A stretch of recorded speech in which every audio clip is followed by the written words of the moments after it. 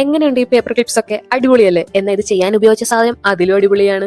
അത് തന്നെ എന്താ സംഭവം എന്ന് കണ്ടിട്ട് മനസ്സിലായില്ലേ? നമ്മുടെ ഓലമടലാണ് ഇന്നത്തെ മെയിൻ താരം. ഈ ഓലമടൽ വെച്ചിട്ട് ഇത്രയും നല്ല പേപ്പർ ക്ലിപ്സ് ഉണ്ടാക്കാൻ പറ്റുമെന്ന് നിങ്ങൾക്ക് തോന്നുന്നുണ്ടോ?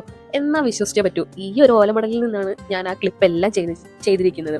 നിങ്ങൾ യൂട്യൂബിൽ ചിലപ്പോൾ കാർഡ്ബോർഡ് വെച്ചിട്ടുള്ളതും അതുപോലെ തന്നെ ഐസ്ക്രീം സ്റ്റിക്ക് ഉപയോഗിച്ചും ഇതുപോലത്തെ പേപ്പർ ക്ലിപ്സ് ചെയ്യുന്നത് കണ്ടിട്ടുണ്ടാകും. പക്ഷേ എൻ്റെ ഒരു വിശ്വാസത്തിൽ ആദ്യമായിട്ടായിരിക്കും കേട്ടോ ഓലമടൽ വെച്ചിട്ട് ഒരു പേപ്പർ ക്ലിപ്പ് ചെയ്യുന്നത്. എന്താ നിങ്ങളുടെ അഭിപ്രായം? കമൻ്റായിട്ട് പറയാൻ മറക്കണ്ട. പിന്നെ എല്ലാവർക്കും ഒരുവിധം മനസ്സിലാവുന്ന രീതിയിൽ ഞാൻ വീഡിയോ ഉൾക്കൊള്ളിക്കാൻ ശ്രമിച്ചിട്ടുണ്ട്. കാരണം കട്ട് ചെയ്യുകയും വെട്ടിയെടുക്കുന്നതൊക്കെ എല്ലാം ഒരാൾ തന്നെയാണ്. അതായത് വീഡിയോ എടുക്കുകയും അത് കട്ട് ചെയ്യുകയും എല്ലാം ചെയ്യുന്നത് ഞാൻ ഒറ്റ ഒരാളാണ്.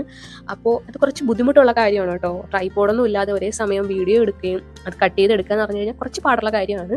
സോ നിങ്ങൾക്ക് മനസ്സിലാവുന്ന രീതിയിൽ ഞാൻ ഉൾക്കൊള്ളിച്ചിട്ടുണ്ടെന്നാണ് എൻ്റെ വിശ്വാസം. ഇനി ഇതിലും ഡീറ്റെയിൽ ആയിട്ട് നിങ്ങൾക്ക് വീഡിയോ വേണമെന്ന് നിങ്ങൾ പറയുകയാണെന്നുണ്ടെങ്കിൽ ഞാൻ ഒന്നും കൂടെ ഡീറ്റെയിൽ ആയിട്ട് വീഡിയോ എടുത്ത് അപ്ലോഡ് ചെയ്യാൻ ശ്രമിക്കാം.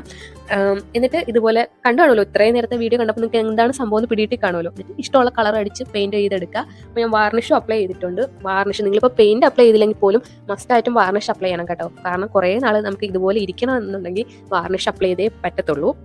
ഇനി പേപ്പർ നമ്മൾ ഇതുപോലെ റോൾ ചെയ്തെടുത്തതിന് ശേഷം ഗ്ലൂ വെച്ച് ഒന്ന് സ്റ്റിക്ക് ചെയ്ത് കൊടുക്കുക.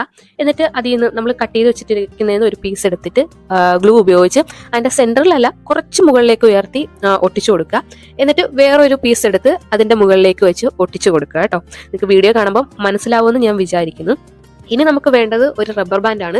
നിങ്ങൾ അധികം വലുതല്ലാത്ത ഒരു ചെറിയ റബ്ബർ ബാൻഡ് നോക്കി ചൂസ് ചെയ്യണം കേട്ടോ. എന്നിട്ട് ഇതുപോലെ ഒരു കെട്ടിട്ട് കൊടുക്കുക. ഇത്രയേ ഉള്ളൂ, സംഭവം കഴിഞ്ഞു. നല്ല അടിപൊളി പേപ്പർ ക്ലിപ്സ് ഇവിടെ റെഡി ആയിട്ടുണ്ട്. ഇനി ഒന്നും കൂടെ ഒരു ക്യൂട്ട്നെസ്സിന് വേണ്ടി നമ്മുടെ കയ്യിലുള്ള സ്റ്റിക്കറൊക്കെ ഉപയോഗിച്ച് നമുക്കൊന്ന് അടിപൊളിയാക്കി കൊടുക്കാം. ഇനി സ്റ്റിക്കേഴ്സ് ഉണ്ടാക്കുന്ന വീഡിയോ യൂട്യൂബിലൊക്കെ ഒരുപാടുണ്ട്. അറിയാൻ വയ്യാത്തവരാണെങ്കിൽ അതും കമന്റ് ചെയ്തോളൂ, നമുക്കതൊരു വീഡിയോ ആയിട്ട് ചെയ്യാവുന്നതാണ്. അപ്പോൾ ഇന്നത്തെ വീഡിയോ ഇത്രയേ ഉള്ളൂ. ഇഷ്ടപ്പെട്ട ലൈക്ക് ചെയ്യാനും സപ്പോർട്ട് ചെയ്യാനും മറക്കരുത് കേട്ടോ. ഇത്രയും കഷ്ടപ്പെട്ട് ഓലമടലൊക്കെ എടുത്ത് ചെയ്തതല്ലേ, ഒരു സപ്പോർട്ടൊക്കെ താടോ. അപ്പോൾ ശരി.